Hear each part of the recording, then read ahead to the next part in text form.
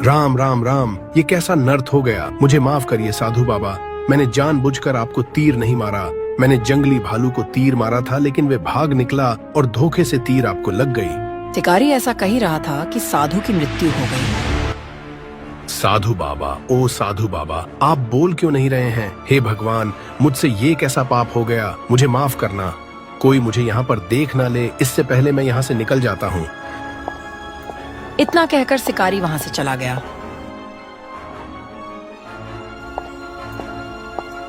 क्यों जी, आज कोई शिकार नहीं मिला क्या?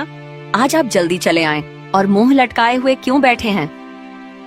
पत्नी के बार बार पूछने पर शिकारी ने कहा, अरे भाग्यवान, कुछ मत पूछो, आज का तो दिन ही खराब है। आखिर बात क्या है, बताइए तो सही। अरे भाग्यवान, एक जंगली भालू का शिकार करने के लिए मैंने उसका पीछा किया और उस पर तीर चला दिया, लेकिन बदकिस्मत से वह तीर भालू को न लग के तपस्या कर रहे एक साधु को जा लगा और वो मर गया। हे भगवान, ये तो अनर्थ हो गया।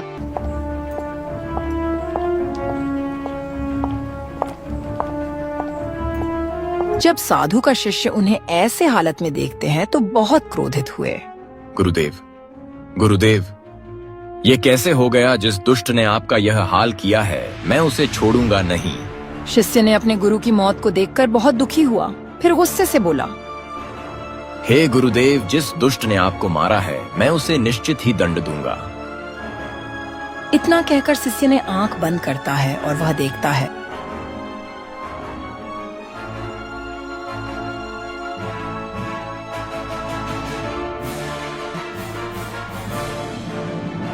अरे दुष्ट शिकारी, तूने मेरे गुरुदेव की हत्या की है। जा, मैं तुम्हें श्राप देता हूँ, तू चाहे जहां भी हो, तुम तुरंत ही भालू बन जाएगा। शिष्य के श्राप के कारण शिकारी भालू बन जाता है। अरे यह क्या हुआ? मेरा शरीर तो भालू का हो गया मेरे साथ। आखिर ये सब कुछ हो क्या रहा है? अरे सुनिए जी, कहाँ चले गए हैं? घर के अंदर जंगली भालू घुस आया है, पता नहीं दरवाजा खोलकर कहाँ चले जाते हैं। हट हट, भाग यहाँ से। अरे भाग्यवान, मैं हूँ तुम्हारा पति, मुझे मत मारो। बड़ा निडर भालू है, रुक जा, डंडा लेकर आती हूँ। अरे भाग्यवान, कैसे मैं तुम्हें बताऊं कि मैं कोई भालू नहीं, तुम्हारा पति हूँ। पता नहीं कैसे भालू बन गया। शिकारी की पत्नी जैसे ही डंडा लेकर आती है वैसे ही। अरे भाग्यवान, अब मार ही डालोगी क्या? तुम मेरी बात क्यों नहीं सुन रही हो? अब तो यहाँ से भागने में ही भलाई है।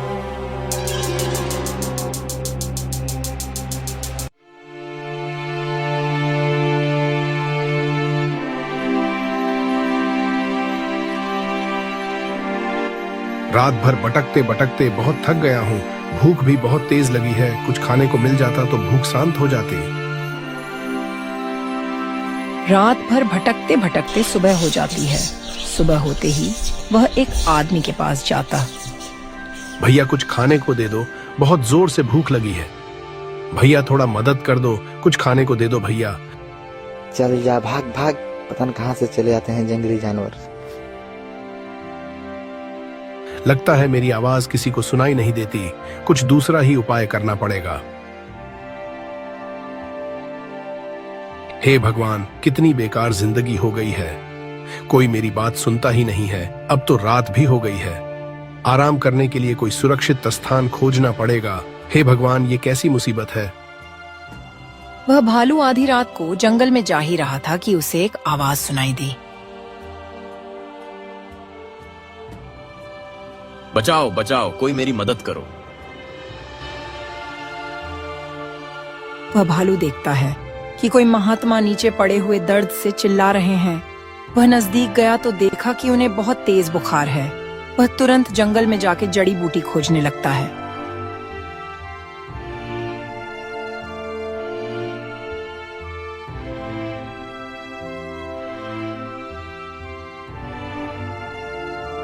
वह जड़ी बूटी लाकर महात्मा को खिलाई। कुछ देर बाद महात्मा सही हो गए। अरे भालू, तुमने तो मेरी जान बचा लिया, तुम्हारा बहुत बहुत धन्यवाद। बोलो, तुमने मेरी सहायता किए हो, मैं तुम्हारी कुछ सहायता कर सकता हूँ? अरे महाराज, यह तो मेरा फर्ज था। वैसे भी मेरी सहायता आप नहीं कर पाओगे। अरे भाई, एक बार बोलकर तो देखो, मैं बहुत शक्तिशाली हूँ। कोई परेशानी है तो बेझिझक बोलो। महाराज, मैं एक शिकारी हूँ। मैं जंगल में शिकार करने के लिए गया था। एक जंगली भालू को अपने धनुष से जेब ही निशाना लगाकर मारा। भालू वहां से भाग निकला।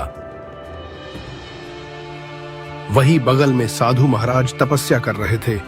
मेरी तीर उनको जा लगी और वह मर गए। मैं चुपके से अपने घर चला गया और अपने घर जाते ही मैं एक जंगली भालू बन गया। अच्छा, तो तुम वही दुष्ट शिकारी हो। मैंने ही तुझे श्राप दिया है। जिसे तुमने मारा है वह मेरे गुरु थे। वह बहुत ही तीव्र ज्ञान के लिए तपस्या कर रहे थे और तुमने उन्हें मार डाला। तू जिंदगी भर भालू ही रहेगा। महाराज, ऐसा मत कीजिए। मेरी पत्नी घर पर मेरा इंतजार कर रही होगी। मेरे घर में केवल मैं ही कमाने वाला हूँ। मेरी मदद करो महाराज। शिकारी बहुत गिड़गिड़ाता है। तब महाराज बोलते हैं, ठीक है शिकारी, मुझे तुम्हारी परेशानी देखी नहीं जा रही। मैं तो तुम्हें पहले जैसा कर तो दूंगा, लेकिन तुम्हें किसी भी जीव की हत्या नहीं करनी है। अगर तुम किसी की हत्या की तो तुम फिर से भालू बन जाओगे। महाराज जी उसे पहले की तरह इंसान बना देते हैं और वह महाराज का शुक्रिया करके अपने घर चला जाता है और अपने परिवार के साथ खुशी खुशी रहने लगता। राजू अपनी पत्नी सुमित्रा और एक बेटे सुभाष के साथ रहता था। सुभाष एकदम मूर्ख था। वो कोई काम धाम नहीं करता था। घर में रहकर ही रोटियां तोड़ता रहता था। उसके माता पिता उससे बहुत परेशान रहते थे। वो उसे कुछ कमाने धमाने को कहते, पर उस मूर्ख को कोई भी काम ही नहीं आता, ना ही उसे कोई कुछ काम देता। कुछ ही दिनों में राजू अपने मूर्ख लड़के की शादी करवा देता है। उसकी पत्नी अपने साथ कुछ दहेज लेकर आई थी। उससे सुभाष के घर का गुजारा हो रहा था, लेकिन कुछ ही दिनों में उसके घर का सारा सामान खत्म हो गया। पत्नी समझ गई थी कि उसका पति मूर्ख है, इससे कोई काम नहीं होगा, इसलिए वो अपने ससुर से कहती है, मैंने आज तक आपके सामने मुंह नहीं खोला है क्योंकि आप घर के बड़े आदमी हैं, लेकिन अब मैं मजबूर हो गई हूँ। ऐसे घर नहीं चलता। घर में कुछ भी नहीं है। मैं सोचती थी कि घर की बात बाहर नहीं निकले, लेकिन अब मैं मजबूर हो चुकी हूँ। कब तक ये सब देखती रहूं? आप अपने उस मूर्ख बेटे की शादी मेरे साथ करवा दी। उसने मेरी जिंदगी खराब कर दी है। कुछ काम करता धरता नहीं है। वो तुम्हारा पति है। बहू, तुम ऐसे मत बोलो। तुम्हें अपने पति का इज्जत करनी चाहिए। जो आदमी अपने परिवार का पेट नहीं पाल सकता, उसकी इज्जत कौन करेगा? इज्जत उसकी होती है जो घर में 2 पैसे कमा कर देता है, घर में हाथ पर हार रखकर बैठने वाले की नहीं। बेटा, तुम इतना गुस्सा क्यों होती हो? तुम सुभाष को समझाओ कि वो कुछ काम करे। मैं उन्हें क्या समझाऊं? मैं तो समझा समझा के पागल हो चुकी हूँ। वो मेरी सुनते ही कहाँ है। बस सारा दिन बच्चों जैसी हरकतें करते रहते हैं। आप ही उन्हें कुछ समझाइए। अगले ही दिन राजू सुभाष से कहता है, बेटा, अगर तू कुछ काम नहीं करेगा तो घर का गुजारा कैसे होगा? अरे तेरी पत्नी सारा दिन तेरी वजह से परेशान रहती है। तू एक काम कर, कहीं से भी कुछ ज्ञान सीख कर आ। यह ले, कुछ रुपये तुम्हारे काम आएंगे। पिताजी की बात सुनकर वह ज्ञान की तलाश में जंगल में जाता है।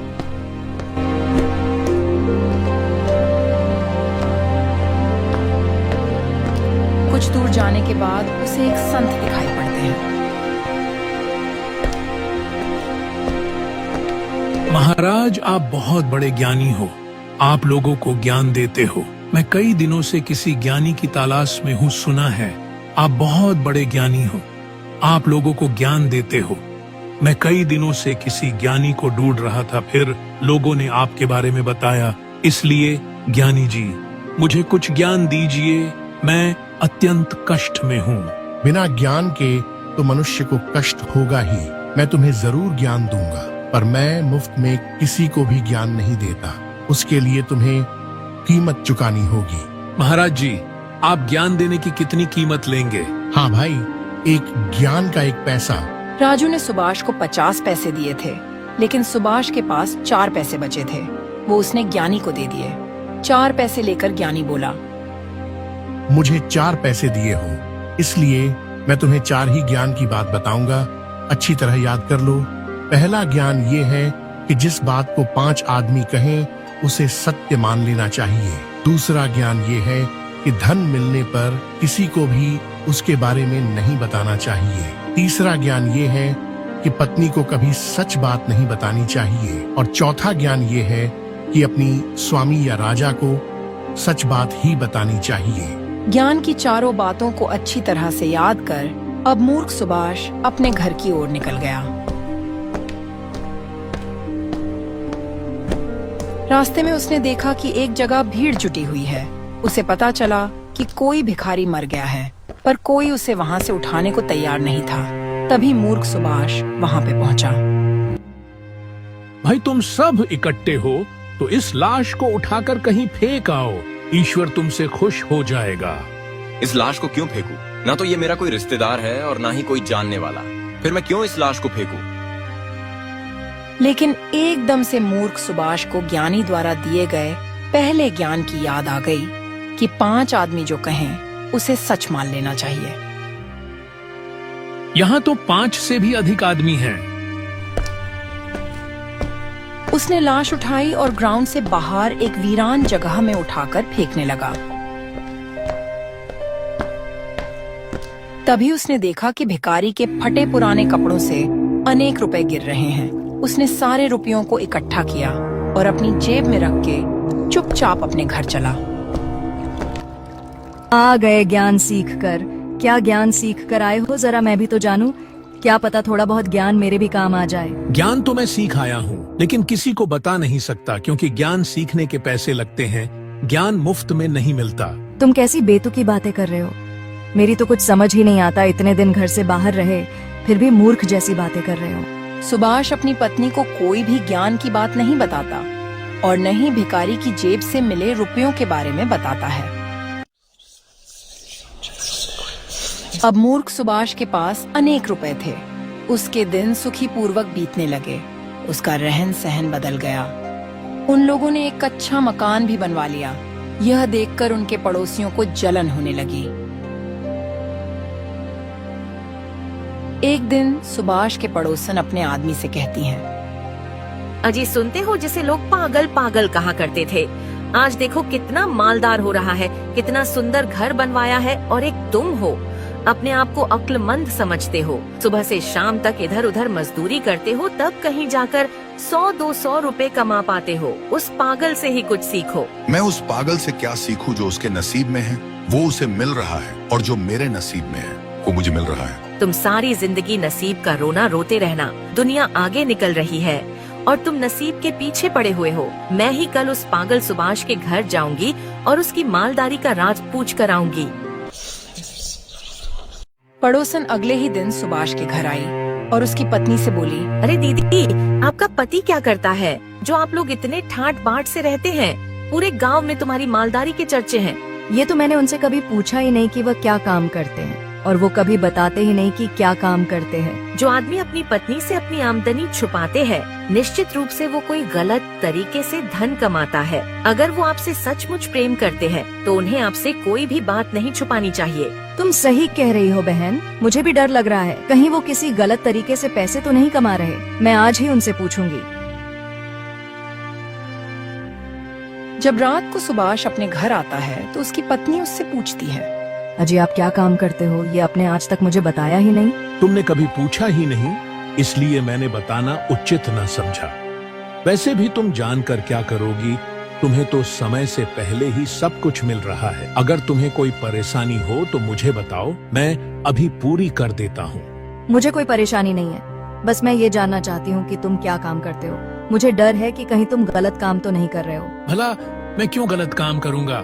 मैं मेहनत से पैसे कमाता हूँ, खून पसीना बहाकर, समझी?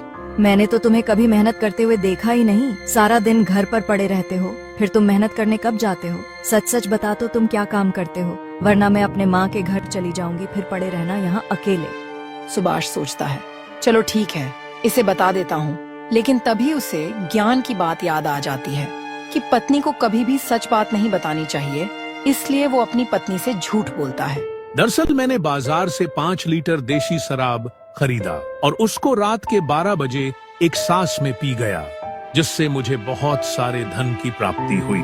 सुभाष की पत्नी दूसरे दिन अपनी पड़ोसन को बुलाती है और उससे कहती है, अजी बहन, मेरे पति कोई गलत काम नहीं करते हैं। हमारी मालदारी का राज तो देशी शराब है। अगर कोई आदमी 5 लीटर देशी शराब रात को 12 बजे एक सांस में पी जाए तो उसे बहुत सारे धन की प्राप्ति हुई। ये बात तुम किसी को मत बताना, तुम मेरी सहेली हो, बस इसलिए बता रही हूँ। इस बार उनकी पड़ोसन बहुत खुश होती है क्योंकि उसे मालदार होने का राज जो मिल गया था, वो जल्दी से अपने घर जाती और अपने पति से कहती है, मुझे मूर्ख सुभाष की मालदारी का राज मालूम हो गया है। तुम जल्दी से बाजार जाकर 5 लीटर देशी शराब ले आओ। एक बार मुझे बताओ तो सही, आखिर उस मालदारी का राज क्या है? मैं भी तो जानूं। और देशी शराब का मालदारी से क्या ताल्लुक है? अरे ताल्लुक है। अगर कोई आदमी 5 लीटर देशी शराब रात को 12 बजे एक सांस में पी जाए तो उसे बहुत सारे धन की प्राप्ति होती है। ये तुम क्या कह रही हो? ये बात मैंने कभी नहीं सुनी। अगर हर किसी को ये बात मालूम होती तो आज हर कोई अमीर होता। ये बात किसी को मालूम ना हो। मैंने बड़ी मुश्किल से सुभाष की पत्नी से पूछा है। अब सारे समय यही खराब करते रहोगे। जाओ जल्दी से बाजार से शराब लेकर आओ। पड़ोसन का पति बाजार से एक 5 लीटर देशी शराब ले आता है और फिर दोनों 12 बजने का इंतजार करते हैं। जैसे ही 12 बजते हैं, पड़ोसन अपने पति को 5 लीटर शराब एक सांस में पिला देती है। शराब पीने के थोड़ी देर बाद उसके पेट में बहुत जोर का दर्द होता है। पेट दर्द इतनी जोर से होता है कि वो तड़पने लगता है। उसे दस्त आने लगते हैं। अंततः में वो मर गया। पड़ोसन अगली सुबह राजा के पास जाकर उनकी शिकायत की। ये क्या बेहुदा बात कर रही हो? अगर कोई आदमी 5 लीटर देशी शराब पिएगा तो वो मरेगा ही ना, बचेगा थोड़ी ना। तुम्हारा पति कहीं पागल तो नहीं था? अरे नहीं नहीं महाराज, मेरा पति पागल नहीं था। पागल तो वो मूर्ख सुभाष है जिसने मुझे ये नुस्खा बताया था। उसने कहा था कि अगर कोई आदमी रात को 12 बजे 5 लीटर देशी शराब एक सांस में पी जाए तो वो मालदार हो जाएगा। इसलिए मैंने अपने पति को 5 लीटर देशी शराब पिला दिया। राजा ने मूर्ख सुभाष को बुलाया और सारा माजरा पूछा। है सुभाष, तू लोग को पागल समझता है जो 5 लीटर देशी शराब का नुस्खा बताकर लोग को मरवा रहा है मालदार होने के लालच में। इसका पति 5 लीटर देशी शराब एक सांस में पी गया और फिर वो मर गया। इसके लिए तुझे सख्त से सख्त सजा मिलेगी। तभी सुभाष को ज्ञानी की बात याद आ जाती है कि अपने स्वामी या राजा को झूठ नहीं बोलना चाहिए। इसलिए वो राजा से कहता है, मेरी पत्नी मेरी मालदारी का राज पूछ रही थी, इसलिए मैंने उससे झूठ बोल दिया कि मैंने देशी शराब पीकर धन की प्राप्ति किया है। उसी ने इसको बताया होगा। राजा ने सबको समझाया कि ऐसा काम कोई ना करे और उस पड़ोसन को कुछ धन देते हैं कि वह अपना गुजारा कर सके। राजा सुभाष की सच बोलने से बहुत खुश होता है और उससे घर जाने देता है।